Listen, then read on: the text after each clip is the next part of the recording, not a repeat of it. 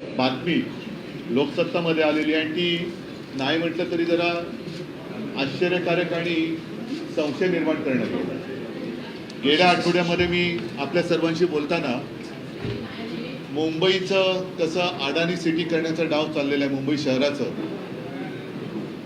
ही माहिती आपल्यासमोर मांडली होती. एक तर धारावीकरांना मी पुन्हा एकदा सांगतो की तुम्हाला आहे तिकडनं आम्ही जाऊ देणार नाही. धारावीकराला धारावीमध्येच घर मिळालं पाहिजे, आमची आग्रहाची मागणी आहे. त्याच्याबद्दल आणखी डिटेलमध्ये बोलेन.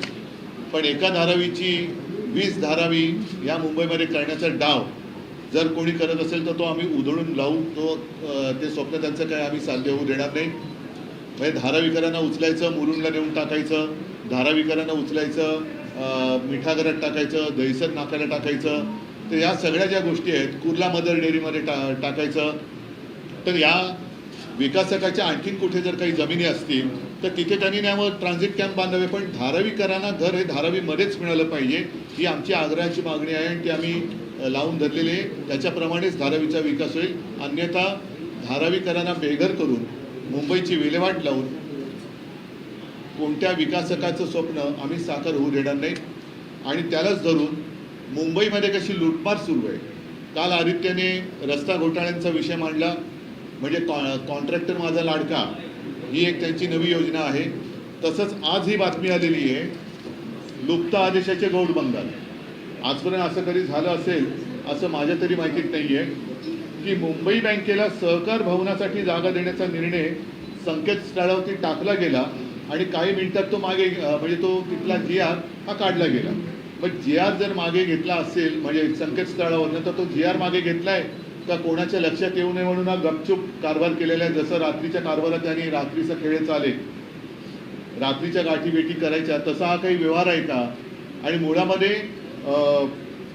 हा जो आहे पशुसंवर्धन साठीचा हा आहे ना, हा भूखंड पशुसंवर्धन खात्याचा होता, तो काय म्हणून तुम्ही काढला आणि मुंबई बँकेला काय म्हणून दिला? मुंबई बँकेमध्ये तुमचे जे काय म्हणजे या सरकारात जे बसले त्यांचे चेले चपाटे आहेत म्हणून त्यांच्या घशात हा भूखंड घातलाय का? तर याचं उत्तर हे मुंबईकरांना मिळालं पाहिजे. आणि अशा किती पद्धतीने तुम्ही मुंबईच्या जागा या तुमच्या चमच्यांना देणार आहात? ही मुंबईची जागा आहे. आमचं सरकार 2-3 महिन्यात येईल आणि जर हा निर्णय तोपर्यंत राहिला तर आम्ही हा निर्णय नक्की रद्द करूच. ज्या कामासाठी हे कामं भूखंड आहेत, म्हणजे जसं कुर्ला मदर डेअरी असेल, मुलुंडचा नाका असेल, दहिसरचा नाका असेल, ज्या कामासाठी ते भूखंड ठेवले असतील त्याच कामासाठी त्याचा वापर होईल. अन्यथा दुसऱ्या कामासाठी आम्ही जर तो करून दिला गेला असेल तर हे सगळे निर्णय आम्ही रद्द केल्याशिवाय राहणार नाही. हे आज ठामपणाने मी मुंबईकरांना सांगतोय. बाकी परवा सुद्धा तुम्हाला काही प्रश्न विचारायचे होते, आज सुद्धा काही असतील. आज मुळामध्ये तुम्ही का आलात ते मला सांगा. काल का आलात? तर मराठा समाजाचे आंदोलन काही तुम्हाला भेटले, हा, काय नेमकी चर्चा झाली? आणि त्यांचं म्हणणं आहे की ओबीसीच्या कोट्यातून आरक्षण देण्यावर उद्धव ठाकरेंची नेमकी भूमिका काय? मी याबद्दल गेल्या महिन्यामध्ये गेल्या किंवा याच महिन्यात संभाजीनगरला गेलो होतो, तिथे भूमिका स्पष्ट केलेली आहे. मधल्या काळामध्ये सरकारने एक नाटक करण्याचा प्रयत्न केला होता, सर्व राजकीय नेत्यांना बोलवून तुमचं काय म्हणणं आहे. आजपर्यंत आम्ही अनेकदा हे म्हणणं मांडलेलं आहे. जेव्हा विधानसभेत मांडले तेव्हा आम्ही त्याला सर्वांनी पाठिंबा दिलेला आहे. आज सुद्धा माझं म्हणणं तेच आहे की राजकारणाने बोलवण्यापेक्षा सर्व समाजाच्या नेत्यांना बोलवावं, सर्व मान्य तोडगा काढावा. शिवसेनेचा त्याला पाठिंबा आहे. आणि जे आंदोलक आले होते माझी भूमिका काय विचारायला, त्यांना सुद्धा मी हेच सांगितलेलं आहे की तुम्हाला एकमेकात लढवून आपल्या राजकीय पोळ्या भाजण्याचं स्वप्न जे काही लोक बघतायत, मग त्याच्यात भाजपा असेल किंवा अन्य कोणी असेल, हे स्वप्न साकार होऊ देऊ नका. कारण आपण एका आईची लेकरं आहोत, महाराष्ट्राची लेकरं आहोत. समाजामध्ये वितुष्ट जातीपातीत भांडणं लावून महाराष्ट्राची विल्हेवाट हे लावत असतील तर ते कृपा करून त्यांचं स्वप्न हे राज्याला घातक आहे, ते यशस्वी होऊ देऊ नका. त्यापेक्षा सर्व समाजातल्या लोकांनी एकत्र या. त्याच्यासाठी शिवसेनेचा जर काही सहभाग पाहिजे असेल, मदत पाहिजे असेल तर आम्ही तो द्यायला तयार आहोत. आणि माझं अजूनही म्हणणं असं आहे की आरक्षणाच्या मर्यादा वाढवण्याचा अधिकार हा राज्याला नाही आहे. जसं बिहारला आरक्षण दिलं होतं ते कोर्टाने उडवलं. मर्यादा वाढवायची असेल तर लोकसभेमध्येच हा प्रश्न सुटू शकतो. मी माझे खासदार द्यायला तयार आहे, सोबत द्यायला तयार आहे. सर्वांनी, मग त्याच्यात मराठा असतील, ओबीसी असतील, धनगर असतील, सर्वांनी मोदींकडे जावं कारण मोदी सुद्धा नेहमी सांगतात पिछडे जाती जमाती का असं म्हणून ते त्यांचं ते नेहमीचं ते एक सांगतात की त्यांची कशी काय बॅकग्राऊंड होती, लहानपणी ते कसे काय गरीब होते, गरिबीतला संघर्ष त्यांना चांगला माहिती आहे. तर तो संघर्ष त्यांच्या अनुभवाला आलेला आहे. मग या बाबतीमध्ये आरक्षणाच्या बाबतीत मोदी देतील तो निर्णय आम्हाला मान्य आहे. मोदींनी निर्णय द्यावा की आरक्षण तुम्हाला जर का ओबीसीच्या मर्यादा वाढवायच्या आहेत, मराठा किंवा धनगरांना आरक्षण देताना आदिवासींना दुखवायचं नसेल, मराठ्यांना आरक्षण देताना ओबीसींना दुखवायचं नसेल, पहिलं दुखवायचं आहे की नाही हे मोदींनी सांगायला पाहिजे, सत्ताधारी पक्षाने सांगायला पाहिजे.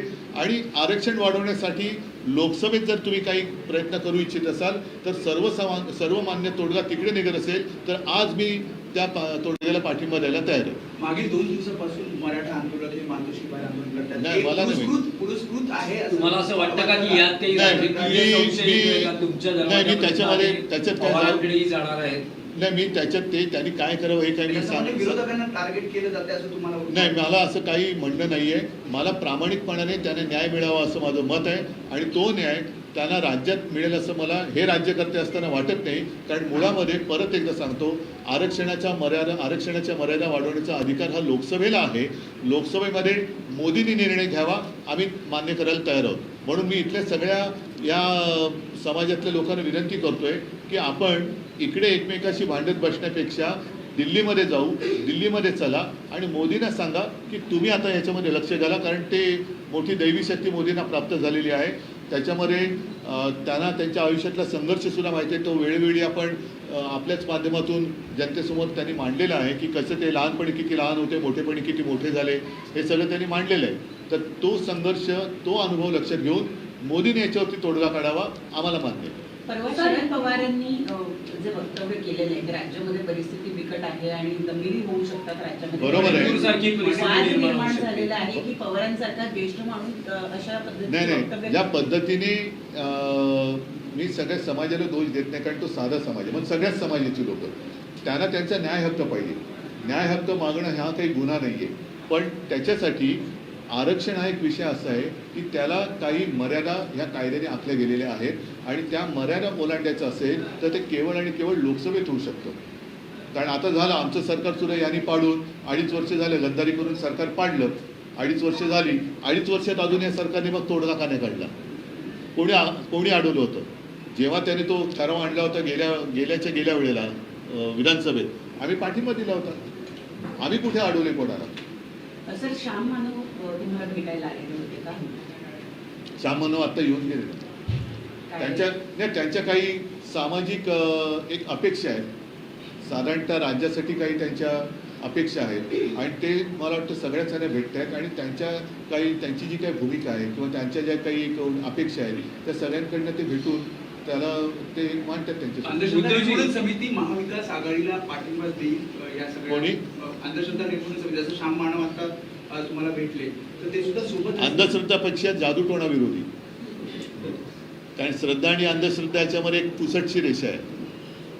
त्याच्यामुळे मी कोणी आम्हाला पाठिंबा देईल या अंधश्रद्धेत वावरणारा नाहीये.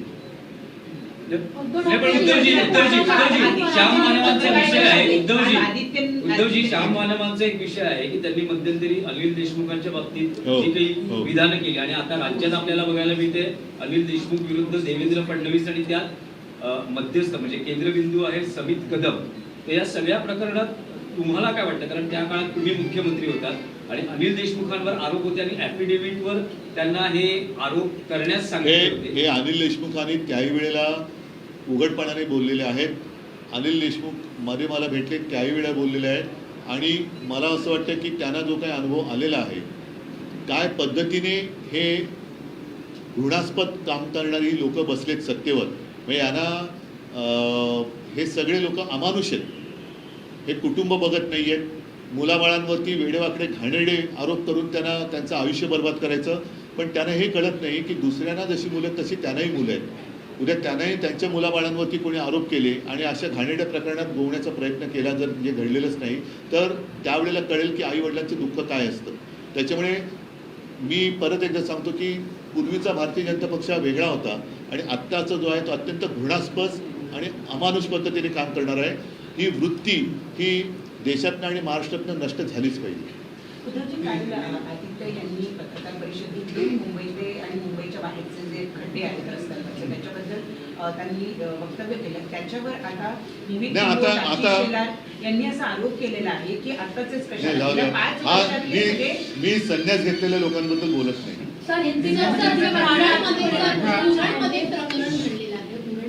हो, काल अंबारस जाऊन आले तिकडे.